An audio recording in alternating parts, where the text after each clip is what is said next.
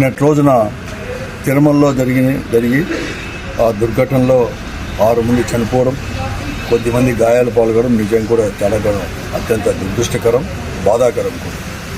కేవలం అందరికీ తెలుసు, కానీ అటువంటి సరైన పకడ్బందీ ఏర్పాట్లు అనేది కూడా ఏర్పాటు చేయకుండా నిర్లక్ష్యంగా వ్యవహరించినారు కాబట్టి ఈరోజు బోర్డు వారు కానీ అక్కడ ఉండేవారు అందరూ అధికారులంతా వ్యవహరించినారు కాబట్టి ఇటువంటి దుర్ఘటన కూడా జరిగింది. ఇంతవరకు తిరుపతిలో ఎప్పుడు కానీ ఇటువంటి దుర్ఘటన కూడా జరగలేదు.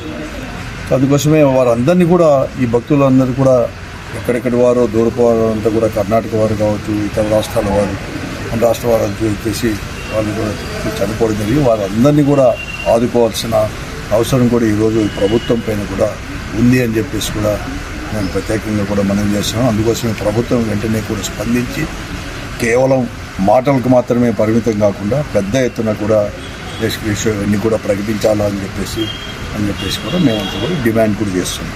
అంతేగాని ఈరోజు కొన్ని పత్రికల్లో నేను చూశాను కూడా ఉదయం కూడా ఇది ఏదో ఈ టోకన్ల సిస్టమ్ అనేది కూడా గత ప్రభుత్వమే పెట్టిందని చెప్పారు. కానీ గత ప్రభుత్వంలో టోకన్ సిస్టమ్ పెట్టినా వారు పకడ్బందీగా ఏర్పాటు చేసి ఒక క్రమపద్ధతిలో అవన్నీ చేశారు కాబట్టి ఎటువంటి సంఘటన కూడా జరుపుకోకుండా మంచి ఎక్కడ జరిగింది కూడా.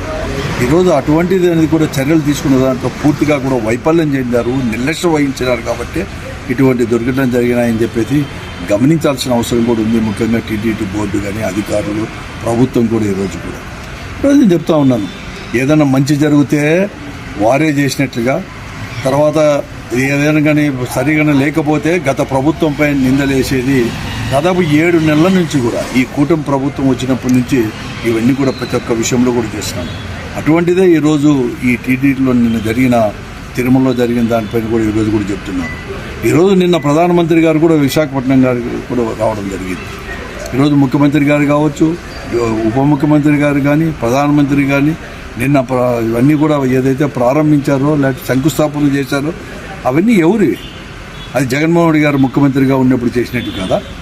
కానీ ఈరోజు అంటే ఇక్కడ ఈరోజు ప్రభుత్వం 7 నెలల కిందట వచ్చినంత మాత్రాన ఈ 5-6 నెలల్లోనే అన్నీ కూడా పర్మిషన్లు తీసుకొని వచ్చి చేసినట్టు కూడా ఈరోజు నిన్న అందరూ కూడా మాటలు మాట్లాడారే. నేను వారిని అందరినీ కూడా అడుగుతాను, గత ప్రభుత్వం ఉండేటి అవన్నీ కూడా చర్యలు తీసుకుంది కాబట్టి ఎన్నికలు వచ్చినాయి కాబట్టి చివరిలో చేయలేకపోయి అవి మీరు చేశారు, అంతేగాని లేదు. కాబట్టి మీకు ప్రతి ఒక్కటి కూడా మంచి జరిగితే మీది, మంచి ఏదైనా కానీ కీడు కానీ ఏదైనా దుర్ఘటనలు జరిగితే గత ప్రభుత్వాన్ని నిందించడం ఇవన్నీ కూడా మీకు పరిపాటి కూడా అయిపోయింది ఈ ప్రభుత్వానికి. ఏదేమైనా కానీ ఇప్పటికైనా కానీ గట్టి పగడ్బందీ చర్యలు తీసుకొని వెంటనే వారికి ఆర్థిక సహాయం అనేది కూడా పెద్ద ఎత్తున కూడా ప్రకటించాలని చెప్పేసి మేము కోరుతున్నాం.